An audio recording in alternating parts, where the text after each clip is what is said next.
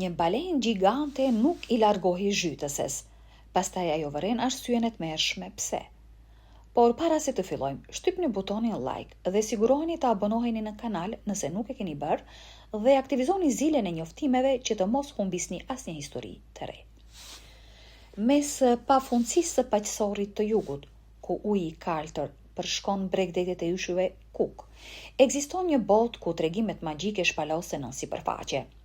Këtu mes rafteve koralore dhe valeve në lëvizje, jetojnë krijesa të paimagjinueshme për madhësinë dhe hirin e tyre, balenat. Balena, me madhësinë e saj të jashtëzakonshme dhe misterin që e rrethon, ka një vend të veçantë në zemrat dhe mendjet e njerëzve. Prania e tyre ngjalli habi dhe respekt, duke kapur imagjinatën e shkencëtarëve dhe tregimtarëve. Në këtë botë misterioze, Elena Reis, një biologe e përvojshme detare, është zhytur në një udhëtim mjetësor për të zbuluar sekretet e këtyre gjigantëve të mrekullueshëm. E lindur në kufit malor të Mainit dhe Kanadas, Elena filloi rrugëtimin e saj në biologjinë detare që në moshë të re. Tërhequr nga thirrja e detit dhe misteri i balenave, ajo i përkushtoi vetes studim dhe mbrojtjes së këtyre gjigantëve të butë. Në ishujt Cook, shpesh ndodhin ndërveprime me këto gjigant detar. Këto gjigant paqësor kanë habitur komunitetin e biologjisë detare me inteligjencën e tyre të jashtëzakonshme. Ka ende shumë aspekte për të zbuluar për këta leviatan të hishëm. Elena ka kaluar 30 vjet duke dokumentuar me kujdes shumë lloje balenash dhe duke mbrojtur mirëqenien dhe sigurinë e tyre. Një aspekt i kënaqshëm i punës së saj si biologe detare është mundësia për të notuar rregullisht pranë balenave. E zakonshme me kompaninë e tyre, Elena kishte mësuar t'i respektoj dhe të ndjehej e sigurt, por një takim i veçantë do të sfidonte perceptimet e saj në mënyrë që ajo nuk i kishte imagjinuar. Elena nisi notin e zakonshëm pranë bregdetit të Ratongës, shoqëruar nga kolegët dhe një vark mbështetëse. Një dron monitoronte lëvizjet e saj ndërkohë që notonte pranë një grupi të vogël balenash gungore. Pa e ditur ajo një kthes e paparashikuar po afronte.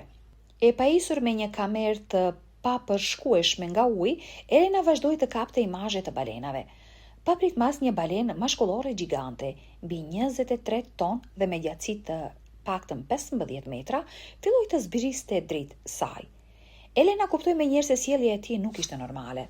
Normalisht, Elena merrte iniciativën për të afruar balenat për dokumentim, por këtë herë giganti i qetë u afrua me një ngutë të paparashikuar. Elena ruajti qetësinë dhe kapte çdo moment me kamerën e saj. Sa më afër që vinte balena, aq më shumë u shtua shqetësimi i saj. Kjo balenë, që zakonisht ishte indiferente ndaj njerëzve, e kishte fiksuar shikimin tek Elena dhe po lëvizte drejt për drejt saj. Në një moment të rrezikshëm, balena u përplas me Elenën, duke e shtyr forcërisht në sipërfaqen e ujit. Përpjekjet e saj për t'u larguar dështuan. Çdo përpjekje vetëm e largonte nga siguria e varkës dhe e kolegëve. Ajo ishte e pafuqishme dhe pyeste veten pse balena po sillej kështu. Duke ruajtur qetësinë, Elena vendosi të pozicionohej pranë kokës së balenas, duke ditur se balena gungore nuk kanë dhëmb, por pllaka të buta brenda gojës. Shpresa e saj ishte që ky vendim i matur do t'i siguronte shanset më të mira për të dalë e sigurt.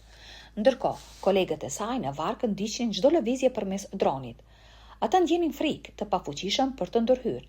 Një tjetër balenë u shfaq duke shtuar kompleksitetin në situatën e konfuzionit.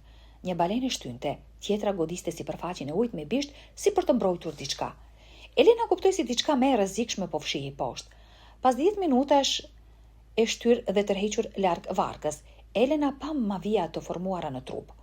Barnaklet e balenës lënduan lëkurën e saj, por ajo qëndroi vigjilente, duke kërkuar ndonjë shenjë për të kuptuar qëllimet e balenave. Një kuptim i papritur i erdhi.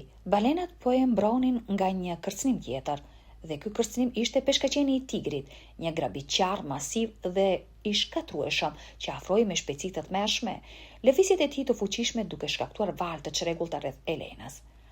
Ai ishte një nga predatorët më të frikshëm të oqeanit, me dhëmb të mprejtë si thikat e një shkëmbi dhe një pamje që shkaktonte tmerr çdo njeriu.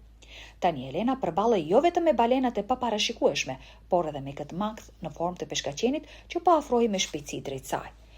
Zemra i rihte në maksimum. Mushkërit dishin nga oksigjeni i munguar dhe çdo muskull i trupit të saj ishte gati për reagim.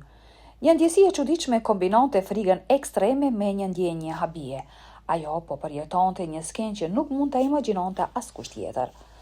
Pa pritmasë, një prej balenave u kthye dhe u vendos mes saj dhe peshkaqenit, duke përdorur bishtin e saj masiv për të krijuar një valë mbrojtëse që e përplasnin ujin drejt grabiqarit. Uji shpërthente në shkum të bardhë dhe rrotullohej në cikle të fuqishme, duke e bërë peshkaqenin të heqte për një çast, i habitur nga forca e papritur e balenës. Elena kuptoi diçka të jashtëzakonshme. Ajo nuk ishte vetëm në luftën për jetën e saj. Këto krijesa të mëdha, të zakonshme për qetësinë dhe bukurinë, po silleshin si mbrojtëse të saja personale. Një gjest i pabesueshëm solidariteti nga thellësia e oqeanit. Me një guxim të ri dhe një përqendrim të jashtëzakonshëm, Elena e shfrytëzoi këtë moment të rrallë. Ajo u çlirua nga afërsia e balenës dhe filloi të notonte me gjithë fuqinë drejt sipërfaqes dhe drejt sigurisë së vargës. Por peshkaqeni i zemëruar dhe i mbërthyer nga instinktet e tija grabiqare u afrua me shpejtësi. Elena luftoi me çdo atom të trupit të saj, duke përdorur instinktet e mbijetesës që kishte ndërtuar për dekada si biologe detare, çdo goditje e këmbëve dhe çdo rrotullim i trupit, duke përpjekur të shmangte sulmin e dhëmbëve të mbret. Dhe pastaj ndodhi mrekullia. Balena sulmoi peshkaqenin me fuqinë e saj të pabesueshme, duke përplasur në ujë dhe duke u larguar disa metra larg. Peshkaqeni u largua, i friksuar nga fuqia e kësaj krijese të madhe, dhe Elena mbeti e paprekur, e tronditur dhe e lehtësuar. Ajo ishte shpëtuar jo një herë, por 2 herë, një përjetim që do t'i mbeti në mendje për jetën e saj. Kur qetësia filloi të rikthehej në ujë, Elena ndjeu një ndjesi falënderimi dhe respekti të thellë. Ishte një kujtesë e fuqisë së natyrës, por edhe e mundësisë së saj për dhëmshuri dhe solidaritet, një ndjesi që e mbushi me një respekt të pafund për këto krijesa madhështore. Ajo bëri një betim të heshtur. Do të vazhdonte punën e saj si biologe detare, me një qëllim të ripërtrir për të mbrojtur çdo gjigant të butë në det. Ndërsa shikonte horizontin dhe dritën që reflektoi mbi valët e oqeanit, Elena ndjeu një habi të thellë për natyrën dhe fuqinë që ajo kishte për të mësuar dhe mbrojtur. Çdo moment i këtij incidenti kishte dokumentuar me kujdes, nga perspektiva e saj dhe nga droni që fluturonte lart, duke kapur çdo detaj të luftës, çdo valë të furishme dhe çdo gjest mbrojtës të balenave. Edhe pse disa skeptik mund të dyshojnë, Elena ishte e sigurt. Balenat gungore e kishin shpëtuar dhe kishin treguar dashurinë dhe mbrojtjen e tyre natyrore. Një kujtesë se ndonjëherë fuqia dhe dëmshuria vijnë nga vendet më të papritura.